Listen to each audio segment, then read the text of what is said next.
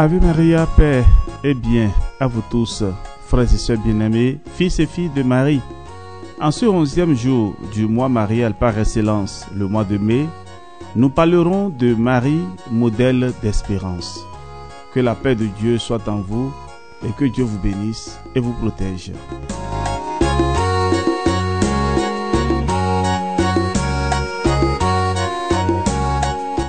Dans notre parcours à l'école de Marie, aujourd'hui nous parlons donc de Marie, modèle d'espérance. Oui, l'espérance naît de la foi, nous dit saint Augustin. Comme Marie possédait toutes les qualités de la foi, elle eut aussi le don d'une espérance parfaite. Les épreuves par où il plut à la divine providence de la faire passer furent grandes et terribles, car sa vie entière ne fut qu'un long et douloureux martyre. Et cependant, au milieu des plus grandes tortures, sa confiance en Dieu fut toujours inébranlable. Plus encore qu'Abraham, elle a espéré contre toute espérance. Appuyée sur la bonté divine, elle ne consentit jamais à la moindre pensée de découragement, ni dans la grotte de Bethléem, ni dans la fuite en Égypte, ni au milieu des angoisses du calvaire. Elle fut résignée au sein des périls, calme dans les fatigues, forte dans les douleurs, parce qu'elle avait la ferme espérance que Dieu était son soutien et son consolateur. Souvent, elle redisait dans son cœur: c'est ma joie de rester attachée au Seigneur et de mettre toute ma confiance en sa bonté. Même s'il lui plaisait de m'immoler avec mon fils, je ne cesserai pas d'espérer en lui. Après l'ascension, Marie, par la force de son espérance aux promesses de Jésus-Christ, affermissait la foi des disciples, fortifiait le courage des martyrs et soutenait l'Église naissante dans ses luttes et ses combats. Voilà pourquoi, après l'avoir nommée notre vie, notre douceur, nous l'appelons aussi notre espérance, spes nostra. Voilà pourquoi l'Église la nomme la mère de la Sainte Espérance, Mater Sancte Spei. Et dans certaines régions du monde, on l'appelle Notre-Dame du lendemain meilleur. La religion qui a fait de l'espérance une vertu est une religion divine. Oui, divine, car l'espérance est nécessaire à tous les pauvres pèlerins de la vie. C'est elle qui a sauvé le monde, dit saint Paul. Sans elle, les cœurs ne peuvent pas vivre. Espérez donc, chrétiens, en un Dieu bon, votre propre Père, qui peut et veut vous rendre éternellement heureux. Spera in Deo, oui, espérez en Jésus, votre Sauveur, votre frère, qui vous offre ici-bas ses mérites, et là-haut, un poids immense de gloire. Espérez en Marie, votre mère, la plus puissante et la meilleure des mères, qui conduit tous ses enfants au ciel.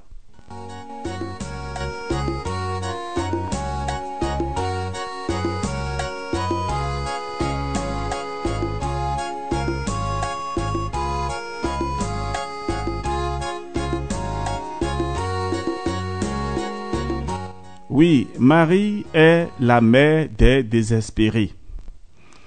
Qu'elle ait à plaindre l'âme pécheresse qui, après avoir bu l'iniquité comme l'eau et avoir roulé d'abîme en abîme, a fini par tomber dans le découragement et le désespoir.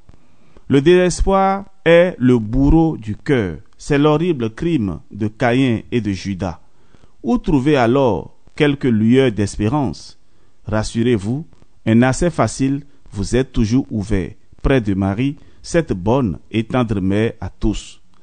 N'est-elle pas, d'après les saints pères, l'espérance de ceux qui n'en ont plus, le port du naufrage, la ressource de tous les pécheurs, le salut des agonisants, l'asile du repentir?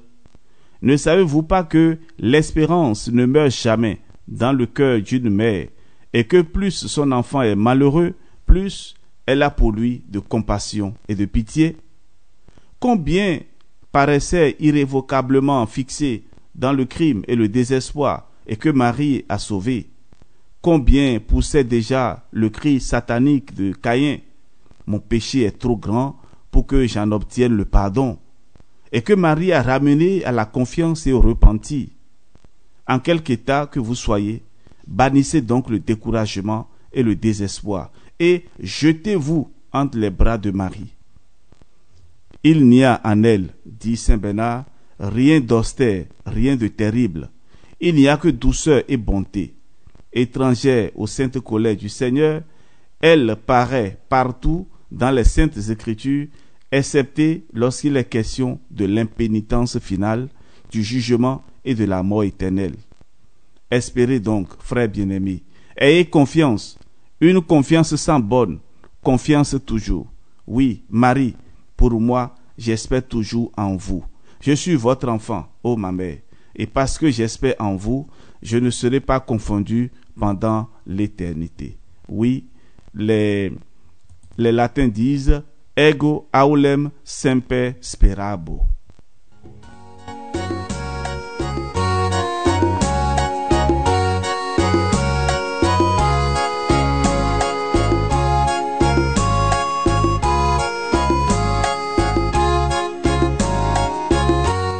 Et voici pour nous un exemple.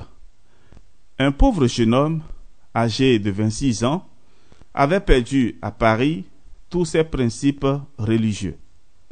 Quoique gravement malade, il ne voulait plus entendre parler de confession. Cependant, le temps pressait, la mort accourait rapidement. Sa mère priait et pleurait. « Puisque tu ne veux pas te confesser, lui dit un jour un de ses amis plus sage que lui, permets-moi de t'offrir une image de la Sainte Vierge. J'espère qu'elle te portera bonheur. » Le mourant accepte cette image. Il la regarde attentivement et demeure silencieux. Puis, la retournant, il s'arrête sur ce mot de saint Éphrem, spes desperantum. Marie est l'espérance des désespérés. Il pousse un profond soupir et s'écrie: oui, bonne Vierge, vous êtes vraiment l'espérance des désespérés. Qui donc est plus désespéré que moi? Je suis désespéré parce que je vais paraître devant le tribunal de Jésus-Christ que j'ai tant offensé, parce que ma vie entière a été un tissu d'iniquité. Ô Marie, mon unique espoir, mon unique refuge, ayez pitié de ma pauvre âme et sauvez-moi du désespoir. Il pleurait abondamment. Le miracle était opéré. Un prêtre est introduit près du malade, il le confesse et le cruel désespoir fait place à la douce espérance. Sur le point de mourir, le malade s'écrie: la voilà, la reine du ciel, elle vient me chercher, elle m'a obtenu pardon et miséricorde. Et semblable à un enfant qui se précipite dans les bras de sa mère, il expire dans ceux de Notre-Dame d'Espérance. Qu'il est bien vrai, frères et sœurs, qu'en Marie, on n'espère jamais en vain. Et c'est vrai. Alors, frères et sœurs, nous allons conclure notre méditation avec une prière.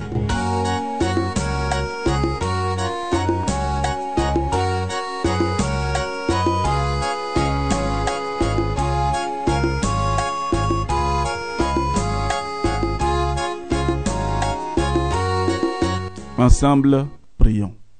Ô Vierge Immaculée, Mère de la Sainte Espérance, obtenez-nous cette précieuse vertu qui ne vous a jamais abandonné. Alors nous serons forts dans les dangers, patients dans l'adversité, vaillants dans les combats. Et toujours, nous pourrons dire avec le psalmiste: Seigneur, j'ai mis ma confiance en vous, je ne serai pas confondu. Amen. Merci à la très sainte Vierge Marie pour ce temps partagé, qu'elle nous donne la force de marcher toujours à sa suite et que sa bénédiction descende sur nous, au nom du Père et du Fils et du Saint-Esprit. Amen. À demain pour la suite, et cette fois-ci, nous parlerons de Marie, modèle de charité.